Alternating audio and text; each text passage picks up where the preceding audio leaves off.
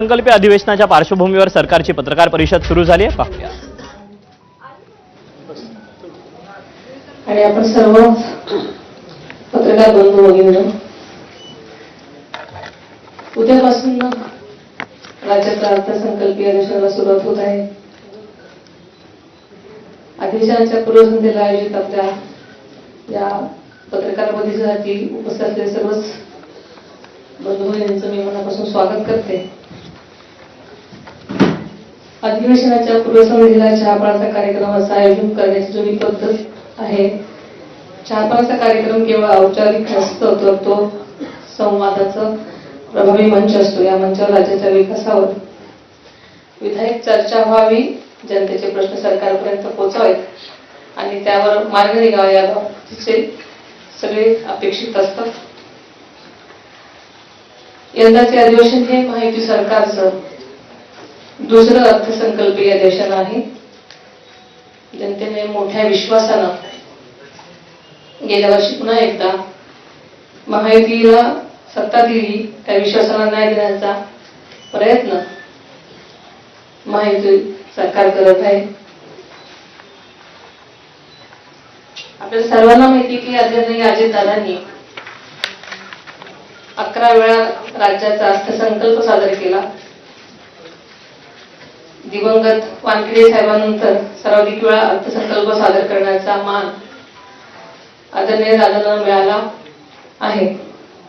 आदरणीय दादांनी सन 2011 मध्ये सादर केलेला पहिला अर्थसंकल्प हा 1,44,783 कोटी रुपयांचा होता. तर मागच्या वर्षी म्हणजे सन 2025 मध्ये त्यांच्या कारकिर्दीतील शेवटचा अर्थसंकल्प तब्बल 7,20,000 कोटी रुपयापर्यंत पोहोचला. या अर्थसंकल्पीय आकारमानात झालेली भरीव वाढ ही केवळ आकड्यांची वाढ नाही, तर महाराष्ट्राला सर्वांगीण विकासाकडे नेण्याचं प्रगतीचं द्योतक आहे.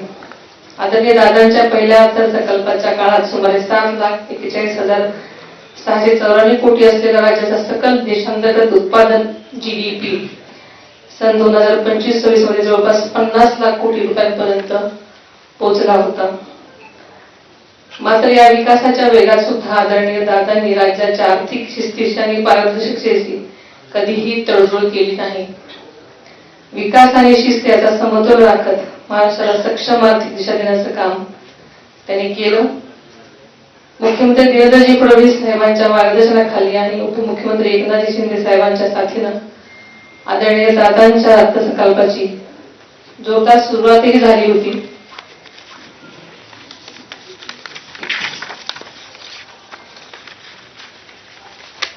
मात्र यंदाचा अर्थसंकल्प त्यांच्या कारकिर्दीतला 12वा अर्थसंकल्प ठरला असता. मात्र नीतीच्या मनात काहीतरी वेगळंच होतं आणि अचानक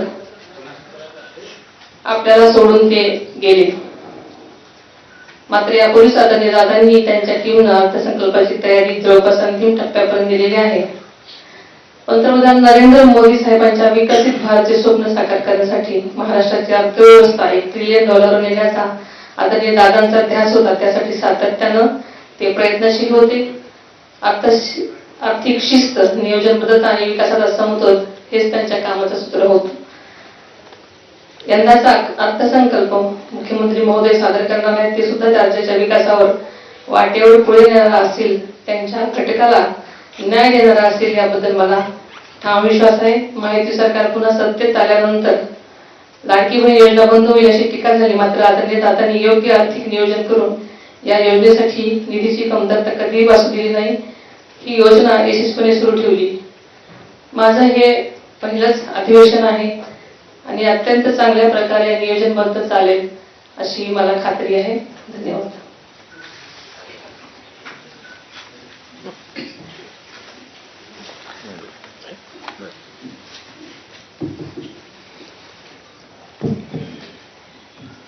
सर्व पत्रकार मित्रांचं स्वागत. उद्यापासून